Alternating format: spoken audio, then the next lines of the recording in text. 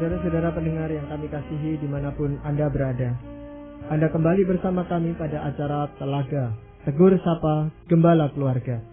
Saya Gunawan Santoso bersama Ibu Idayanti Raharjo dari Lembaga Bina Keluarga Kristen telah siap menemani Anda dalam sebuah perbincangan dengan Bapak Pendeta Dr. Paul Gunadi. Beliau adalah seorang pakar dalam bidang konseling dan dosen di Seminari Alkitab Asia Tenggara, Malang. Kali ini kami akan berbincang-bincang tentang menghadapi kepahitan hidup. Kami percaya acara ini pasti sangat bermanfaat bagi kita sekalian. Dan dari studio kami mengucapkan selamat mengikuti. Bapak, saya rasa setiap kita itu pernah mengalami kepahitan hidup. Baik di rumah maupun di masyarakat, di tempat kerja, bahkan di gereja sekalipun kita bisa mengalami kepahitan hidup itu, Bapak ya. Nah, bagaimana kita harus mempersiapkan diri atau menyikapi kalau suatu saat kita harus mengalami kepahitan hidup itu, Pak? Pada dasarnya Pak Gunawan, kita ini harus menentukan pilihan kita. Apakah kita akan terus menjadi korban kepahitan tersebut, ataukah kita melepaskan diri dari kepahitan itu? Artinya, kita bisa terus-menerus dikuasai, diperhamba oleh kepahitan itu. Sehingga hati kita penuh kepahitan dan kita sangat tak berdaya di bawah kendali kepahitan itu. Namun pilihan yang saya kira lebih baik dan yang juga Tuhan kehendaki ialah kita melepaskan diri. Kita tidak mau lagi berada di bawah kepahitan itu. Nah, pada akhirnya yang harus kita lakukan ialah memberi pengampunan kepada orang yang telah menimbulkan kepahitan pada diri kita itu. Nah, pada saat kita berhasil memberi pengampunan, pada saat itulah kita lepas menjadi korban dari kepahitan itu. Ya, tetapi masalahnya adalah bagaimana kalau orang yang menimbulkan kepahitan hidup itu justru orang yang kita cintai. Seringkali Pak Gunawan, justru yang membuat kita pahit adalah orang-orang yang terdekat dengan kita. Orang yang kita percaya. Orang yang kita kasihi. Karena kalau orang itu jauh dari kita dan tidak begitu berdampak pada kita, dia pun tidak begitu mampu atau sanggup membuat kita pahit sampai sedemikian pahitnya. Justru seringkali orang yang terdekatlah yang membuat kita pahit. Misalnya, kita mengalami kekecewaan, atau kita mengalami penolakan, atau kita merasa ditipu oleh orang-orang yang kita kasihi atau yang mengklaim mengasihi kita. Nah, itu biasanya menimbulkan kepahitan yang dalam pada diri kita. Ya. Nah, apakah ada contoh yang konkret gitu Pak ya di dalam Alkitab ini? Di kitab Kejadian dicatat kisah Yusuf ya Pak Gunawan. Yusuf seorang anak yang sebetulnya menikmati hidup dengan sangat baik pada masa kecilnya. Ayahnya Yakub sangat mencintai dia. Begitu mencintainya sehingga memanjanya, memberikan dia kemewahan-kemewahan yang tidak diberikan kepada kakak-kakaknya. Akibatnya para kakaknya itu membenci dia. Nah, suatu hari waktu Yusuf menghantarkan makanan kepada kakaknya, mereka menangkapnya. Tujuan mereka adalah membunuh Yusuf. Tapi atas bujukan kakaknya yang paling tua, Ruben, akhirnya Yusuf tidak jadi dibunuh. Namun Yusuf dijual. Nah, kita tahu ceritanya Yusuf dijual mula-mula kepada para pedagang Ismail. Dan setelah itu dia dijual lagi kepada seorang Mesir yang bernama Potifar. Dia di situ menjadi budak, tapi dia bekerja dengan sangat baik sehingga mendapatkan kepercayaan yang bagus dari majikannya. Namun istri majikannya ingin mengajaknya berselingkuh. Yusuf menolak, istri majikannya marah dan memfitnah Yusuf sehingga Yusuf dijebloskan ke dalam penjara. Nah, tapi kita tahu ceritanya, akhirnya Yusuf menginterpretasi mimpi juru minuman dan juru roti dari Firaun. Dan waktu juru roti itu dihukum mati, juru minuman ini dibebaskan kembali. Nah, juru minuman inilah yang mengingat Yusuf belakangan ya, tidak langsung. Dan akhirnya Yusuf yang dipanggil suatu Firaun mempunyai mimpi yang terdapat dijelaskannya. Nah, kita tahu akhirnya Yusuf menjadi tangan kanan Firaun, menjadi mangku bumi atau perdana menteri pada saat itu. Yusuf menolak menjadi korban. Meskipun dia itu dibuang dan menjadi seorang budak, Yusuf menolak menjadi korban. Apa yang bisa saya katakan sehingga saya kok menyimpulkan seperti itu? Yusuf menjadi pekerja yang baik. Sewaktu dia menjadi budak di rumah Potifar, dia bekerja dengan sebaik-baiknya. Sewaktu dia menjadi tahanan yang baik pula kepada sesama tahanan yang lainnya. Nah, di sini kita melihat Yusuf tidak menggenangkan dirinya dalam kepahitan terus-menerus. Dia tidak menyesali dirinya dan menjadi depresi, sehingga tidak lagi ada kemauan untuk hidup. Tidak. Dia dengan kata lain menolak menjadi korban kakak-kakaknya yang memang telah berbuat jahat kepadanya. Kalau kita terus hidup dalam kepahitan, sebetulnya kita ini membiarkan diri kita diperhamba oleh orang yang telah mengecewakan atau menjahati kita itu. Nah, Yusuf tidak membiarkan dirinya menjadi korban kakak-kakaknya. Ya. Nah, sikap Yusuf untuk tidak mau menjadi korban itu Pak Paul ya, itu yang harusnya kita contoh gitu. Tetapi bagaimana kita bisa melakukan itu gitu?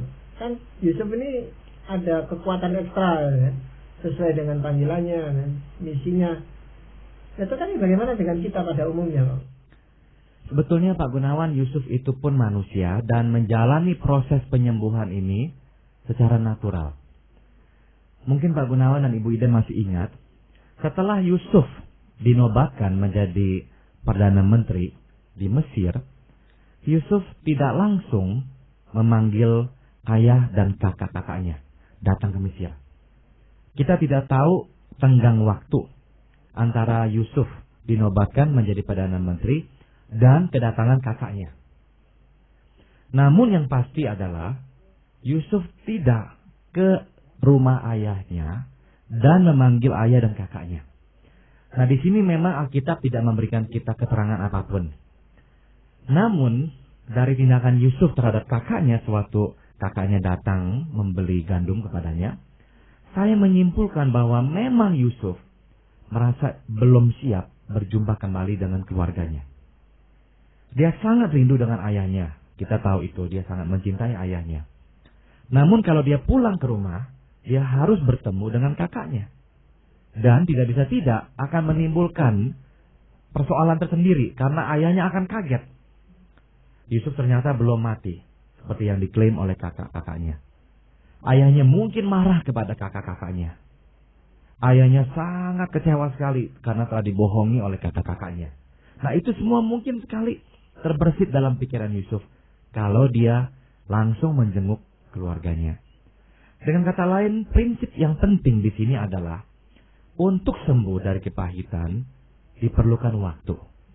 Dan waktu tidak sama untuk setiap orang. Bagi orang tertentu mungkin beberapa hari cukup, sehari cukup. Bagi orang tertentu mungkin berminggu-minggu sebelum kepahitan itu akhirnya bisa sembuh. Yusuf pun tidak tergesa-gesa. Tidak tergesa-gesa karena dia mungkin sekali menyadari dia belum siap. Akan menimbulkan gejolak dalam keluarganya kalau dia langsung pulang saat itu. Namun kita tahu waktu kakak-kakaknya pulang belakangan memberitahukan Yusuf telah Yusuf masih hidup, justru reaksi orang tuanya atau reaksi Yakub adalah sukacita.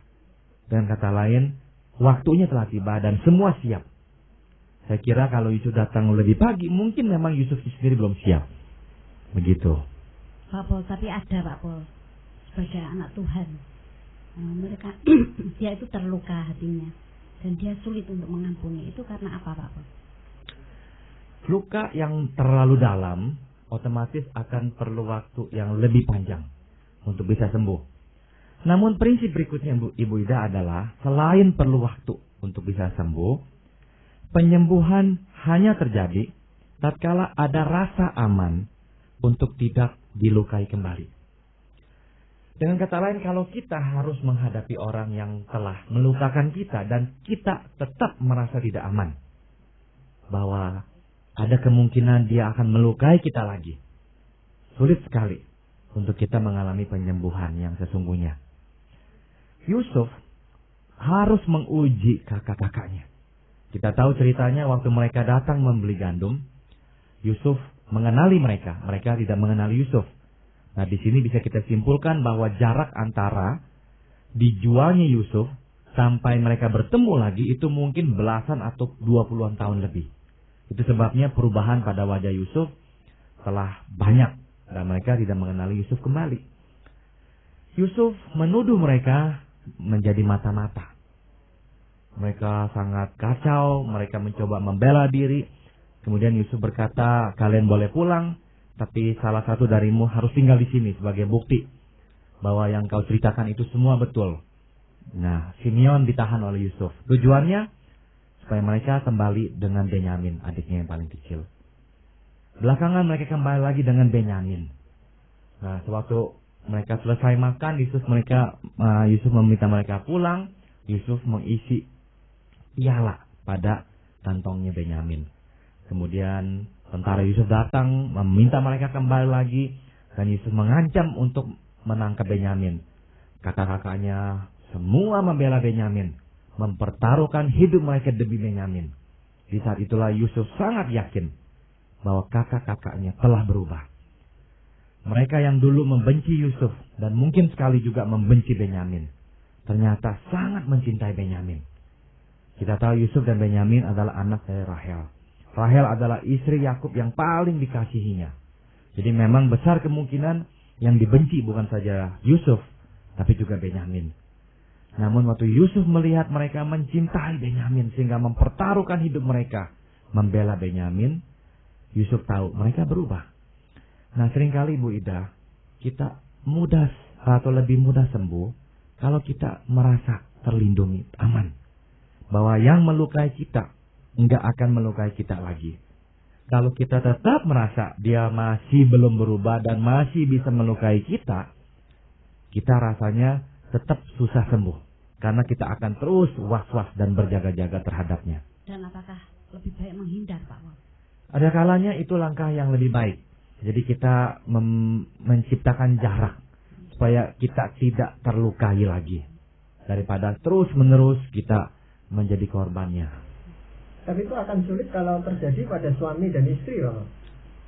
Bagaimana mungkin mau dihindari itu pasangan hidup kita itu. Atau terhadap anak-anak kita. Atau anak-anak. Caranya adalah seperti Yusuf tadi, dia menolak menjadi korban. Artinya apa? Artinya dia tetap menjalankan apa yang harus dia kerjakan. Jadi misalkan kita sebagai istri atau suami terus-menerus mengalami luka yang diakibatkan oleh perlakuan pasangan kita. Yang bisa kita lakukan sudah tentu adalah mencoba mengurangi kemungkinan kita dilukai. Misalkan kita tahu tindakan kita atau perkataan kita yang tertentu ini memicu kemarahannya, itu kita hindarkan, kita jangan lakukan. Jadi memang kita harus mencoba melindungi diri. Begitu. Yang kedua adalah kita tetap harus hidup. Artinya yang perlu kita lakukan, kita lakukan. Misalkan kita memang ingin terlibat dalam kegiatan gerejawi, tetaplah kita terlibat. Jadi jangan sampai orang yang berbuat jahat atau yang telah menimbulkan luka itu mengontrol, menguasai hidup kita sehingga kita terus terbelenggu olehnya. Enggak, hidup kita tetap harus kita hidupi. Jangan sampai hidup kita akhirnya non-aktif. Nah, pada saat kita non-aktif, kita sungguh-sungguh menjadi korbannya dia yang tak berdaya. Ya. Nah, dalam hal ini mengatasi pulihnya seseorang yang sedang pahit hidupnya, mengalami kepahitan hidup, itu kan peranan orang-orang di sekelilingnya tadi Pak Paul katakan itu sangat besar itu Pak Paul, sehingga dia merasa aman untuk tinggal lagi di tengah-tengah itu. Nah, menumbuhkan rasa percaya kepada lingkungan itu bagaimana Pak? Dalam cerita Yusuf sendiri harus menguji kakak-kakaknya beberapa kali. Jadi kalau saya hitung ya dapat dikatakan 3 kali dia mengujinya. Dengan kata lain, kita memang perlu juga menguji apakah memang orang tersebut telah berubah. Jadi Orang yang bijaksana nggak langsung menyerahkan dirinya begitu saja. Jangan. Kalau memang kita mempunyai indikasi orang tersebut belum berubah, sebaiknya kita tetap memang menjaga diri, tidak mempercayakan hidup kita kepadanya. Daripada kita menjadi korbannya lagi. Ditipu, dikecewakan, dilukai, atau bahkan dijahati. Ya jangan. Jadi kita mesti melihat perubahan itu. Nah, mungkin saudara-saudara yang mendengarkan kita sekarang bertanya-tanya, apakah pada saat itu kita belum memaafkan? Saya kira dua hal berbeda antara memaafkan dan mempercayakan hidup kita kepada orang-orang tersebut. Kita perlu memaafkan. Kita enggak baik ya, dan tidak dikehendaki Tuhan memelihara dendam dalam hati kita. Tuhan menghendaki kita memaafkan. Namun, hal yang lain saya kira mempercayakan diri kita pada mereka lagi. Misalkan kita berkali-kali ditipu, dikecewakan, dijanjikan, ditipu lagi, dijanjikan, ditipu lagi. Nah, bagi saya sudah waktunya kita berkata, saya tidak siap mempercayai kata-katamu lagi. Nah, jadi dengan kata lain, tidak apa-apa kita melindungi diri dan menguji apakah orang tersebut telah berubah. Selama belum berubah, saya kira kita masih ada rasa nggak aman. Dan hubungan kita memang tidak akan bisa sama seperti dahulu kala. Iya. Pak Paul, tadi kan atau beberapa waktu yang lalu kita pernah membicarakan tentang malapetaka, Pak Paul ya, dan kita tahu bahwa semua itu di dalam kontrol Tuhan. Juga kepahitan yang kita alami itu pun di dalam kontrol Tuhan, Pak Paul ya. Lalu orang berkata, ini memang salib saya, gitu. Nah itu bagaimana pengertiannya? Ya, kalau dia mengatakan salib saya dalam pengertian ini adalah porsi kepahitan yang harus saya tanggung, ya tidak apa-apa. Boleh saja berkata seperti itu ya. Dengan kata lain, saya mau memberikan prinsip berikutnya ya. Dalam penyembuhan ini, kita mesti akhirnya melihat bahwa ada penggenapan rencana Allah melalui apa yang kita alami. Misalnya, waktu saudara-saudara Yusuf datang menyembahnya, membeli gandum darinya, Yusuf mengingat mimpinya. Waktu masih kecil Yusuf pernah bermimpi. Dalam mimpi itu dia melihat ada berkas gandumnya dan 11 berkas gandum kakak-kakaknya. Dan 11 berkas gandum itu menyembah pada berkas gandum dia.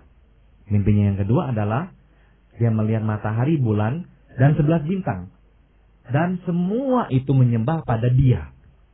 Nah, waktu dia melihat kakaknya datang menyembah untuk membeli gandum, dia mengingat kembali mimpinya itu.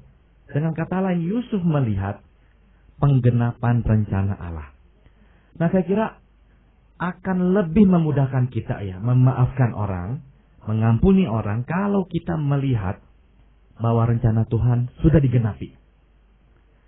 Nah, pada akhirnya Yusuf menghadapi kakak-kakaknya yang meminta maaf kepadanya. Sebab mereka takut sekali Yusuf akan membalas dendam setelah ayahnya Yakub meninggal dunia. Dan perkataan Yusuf sangat bagus sekali. Engkau memaksudkannya untuk kejahatan, tapi Tuhan memaksudkannya untuk kebaikan. Dengan kata lain, Yusuf melihat rencana Tuhan digenapi. Bahwa sepahit apapun yang dia alami, ternyata itu memang dalam rencana Tuhan. Nah, rencana Tuhan ini untuk siapa?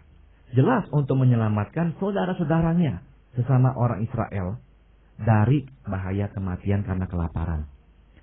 Dengan kata lain, ada kalanya rencana Tuhan itu bukannya untuk kita secara langsung, justru untuk orang yang melukai kita. Justru untuk orang yang telah mengecewakan kita itu.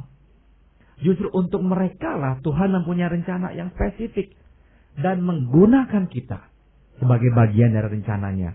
Dan dalam rencana Tuhan, kita memang menjadi orang yang dilukai oleh mereka. Namun rencana Tuhan adalah sebetulnya untuk mereka. Dalam kisah Yusuf itulah yang terjadi. Rencana Tuhan sebetulnya yang langsung bukan untuk Yusuf, tapi untuk umat Israel, untuk keluarganya Yusuf, untuk kakak-kakaknya itu. Namun memang yang seolah-olah menjadi korban Yusuf, tapi bukannya korban. Yusuf menolak menjadi korban, Tuhan memang memakai dia. Jadi yang dia lihat adalah, saya bukan korban manusia, saya alat yang Tuhan pakai. Nah, ini persepsi yang berbeda.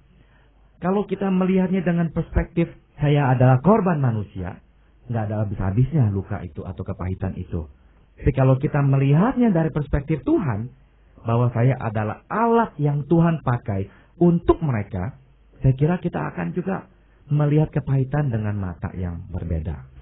Saya rasa yang mengenyam kebaikan dari peristiwa Yusuf ini bukan cuma saudara-saudaranya dan umat Israel, tapi juga orang Mesir sendiri terselamatkan dari bencana 7 tahun kelaparan itu, Pak. Tepat sekali. Tepat sekali. Jadi kita melihat rencana Tuhan sangat besar dan tak pernah terbayangkan oleh manusia. Begitu besar.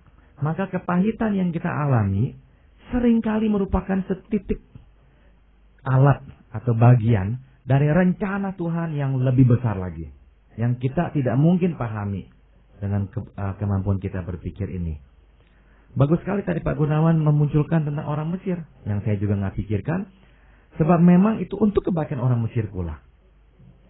Jadi sekali lagi, Yusuf bukanlah korban manusia. Yusuf adalah alat Tuhan yang Tuhan gunakan untuk rencana penyelamatannya bagi umat manusia. Ya, tetapi memang yang mengagumkan itu bahwa sejak muda sekali ketika Yusuf itu dijual, dia sudah punya pandangan yang berbeda dengan orang-orang lain, Pak Mal. Yang tidak gampang putus asa dan sebagainya itu, Pak Mal. Betul. Nah, itu suatu kelebihan yang anugerah Tuhan yang diberikan kepadanya, kan? Anugerah Tuhan yang diberikan kepadanya, dan juga saya kira pilihan Yusuf untuk tidak menyerah pada nasib atau pada kondisi. Dia bisa menyerah pada kondisi dengan menjadi seorang budak yang sangat jahat, sangat jelek. Dia bisa menjadi tahanan yang sangat egois, tidak mau menolong teman-teman sesama tahanannya. Tapi tidak dilakukan semua itu. Itu rasanya Tuhan pilih ya Pak Pol, orang-orang yang tepat untuk merencanakan rencana Tuhan itu. Tepat. Jadi Tuhan memang memilih anak-anaknya yang mampu, yang taat, yang memang rela ya, siap untuk dipakai Tuhan. Begitu.